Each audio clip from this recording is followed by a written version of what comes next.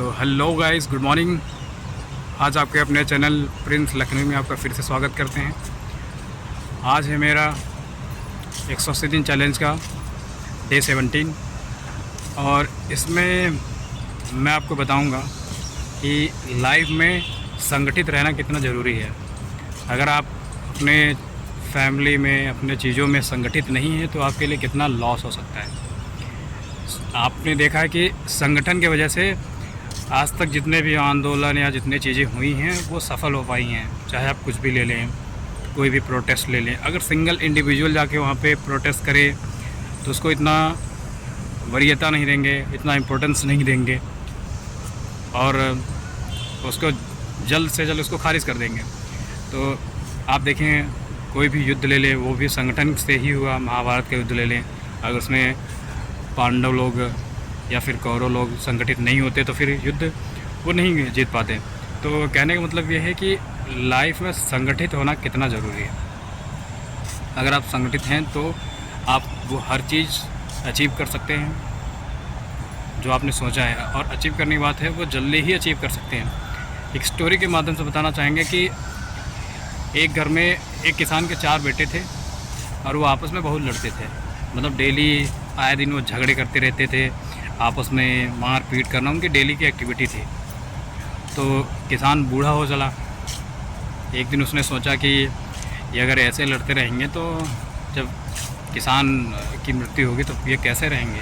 किसान को इस चीज़ की बहुत टेंशन हुई, बहुत ही दिमाग पे उसने सोचा कि तो दिक्कत होगी। तो उसको एक आइडिया आया उसके दिमाग में। उसने सोचा इनके ऊपर एक एक्सपेरिमेंट के माध्यम से बताते हैं, ये समझ पाएगा।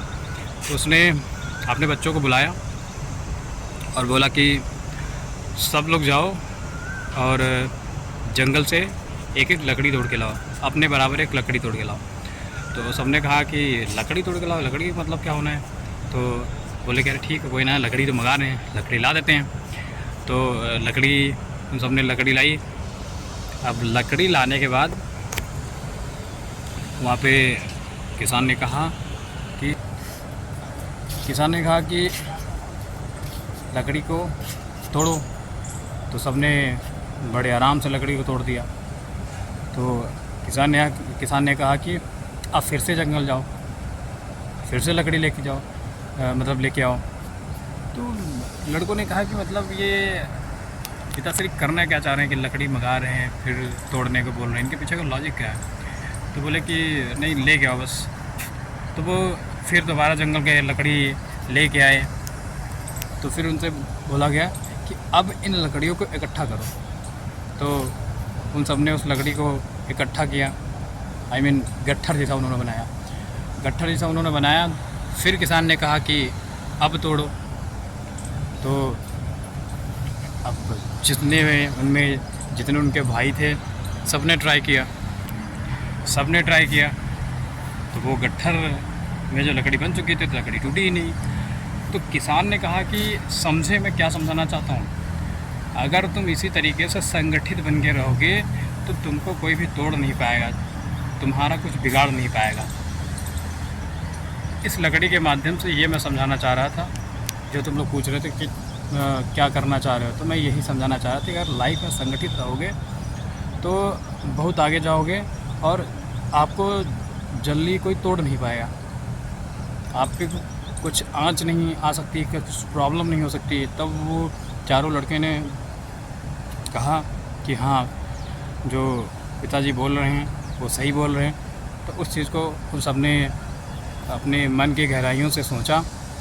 फिर उसके बाद उन्होंने निश्चय किया कि अब से हम कभी नहीं लड़ेंगे, संगठित रहेंगे, आपस में मिल के काम करेंगे। जो भी खेती बाड़ी के काम होगा, जो भी होगा, सारे काम हम साथ में करेंगे। तो धीरे धीरे वो सब अपना काम साथ में करने लगे।